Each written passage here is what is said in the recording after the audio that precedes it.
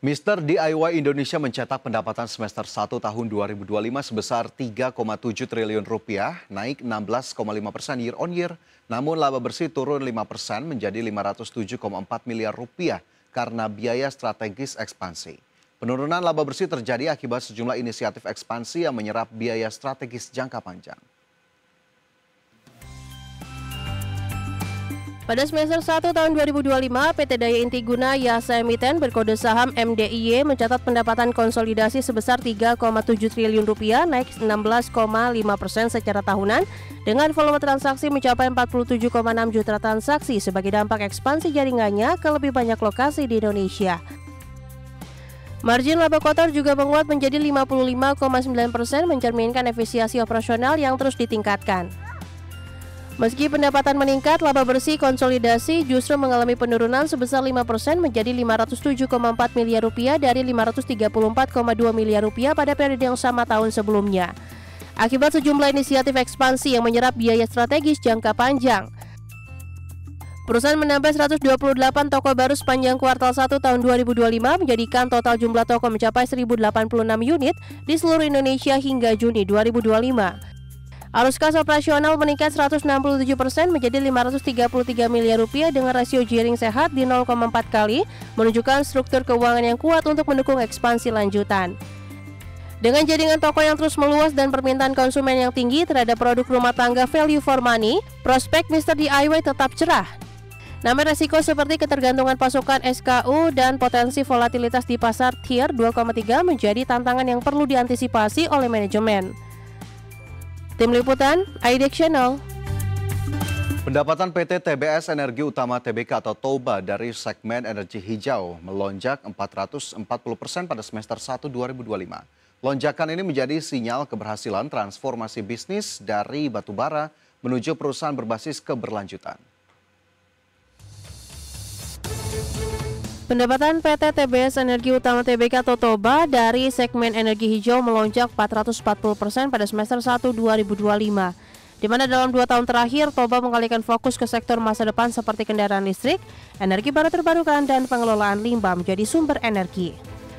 Di segmen kendaraan listrik, TOBA hadir lewat merek Elektrum hasil kerjasama dengan Gojek sejak 2021 dilengkapi infrastruktur penukaran baterai.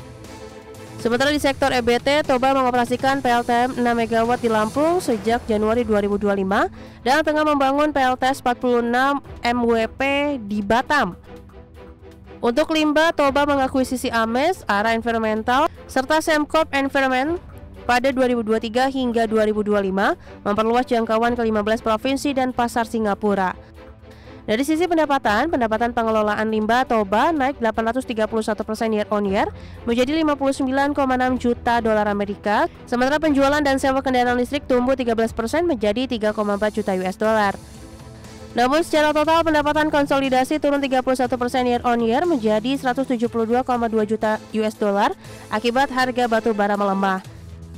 TOBA juga membukukan rugi 115,3 juta US dollar karena efek akuntansi divestasi 2 PLTU senilai 403 juta US dollar. Adapun analis menilai TOBA siap menjadi pemain utama nasional dan regional di pengelolaan limbah. Berbagai sumber, IDEX Channel.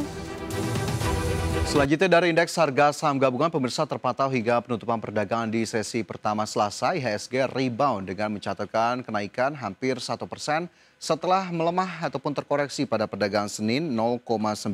Adapun pada perdagangan di sesi pertama, pada perdagangan Selasa IHSG menguat 0,96% ke level 7.536. Adapun jika kita lihat dalam satu pekan terakhir IHSG terpantau masih terkoreksi 1,07%. Adapun dalam satu bulan terakhir indeks menguat 9,21%.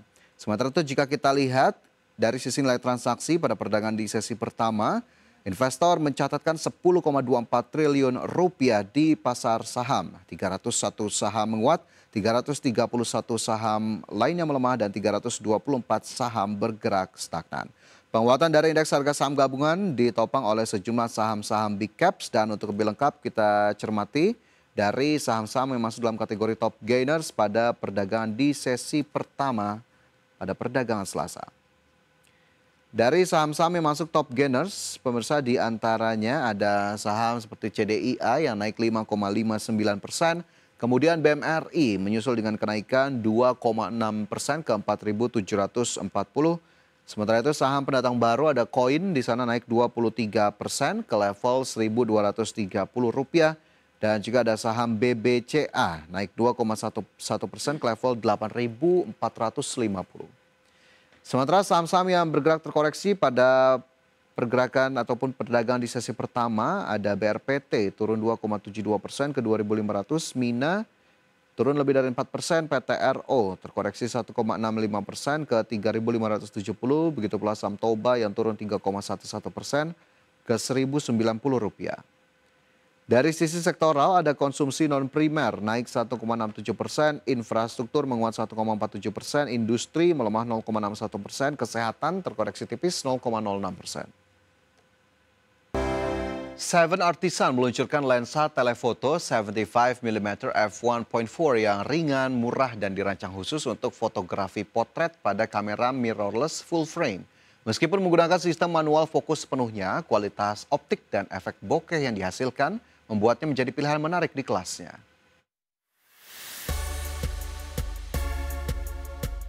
Perusahaan optik asal Tiongkok Seven Artisan secara resmi memperkenalkan lensa baru dengan panjang fokus 75mm dan aperture maksimum 1,4.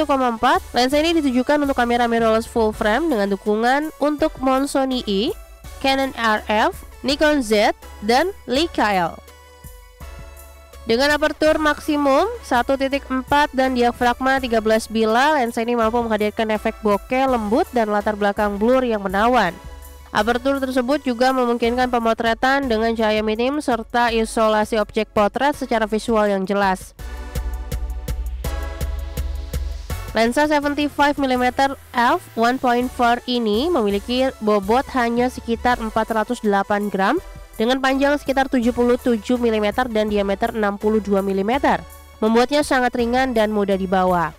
Lensa ini menggunakan 6 elemen optik dalam 6 grup termasuk 3 buah elemen kaca dengan indeks bias tinggi untuk menjaga kualitas gambar.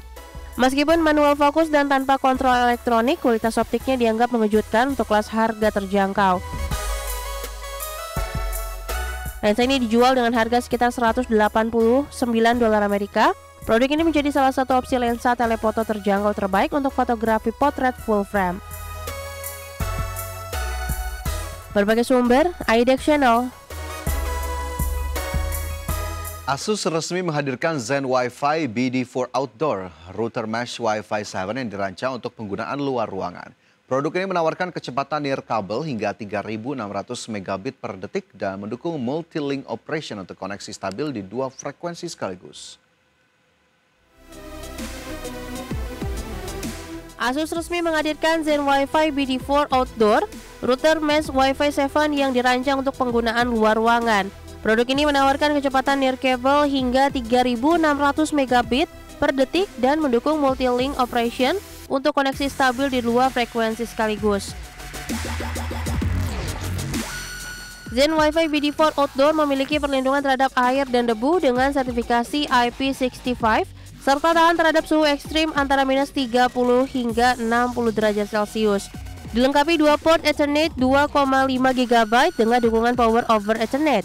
Perangkat ini bisa dipasang di mana saja tanpa perlu colokan listrik terdekat.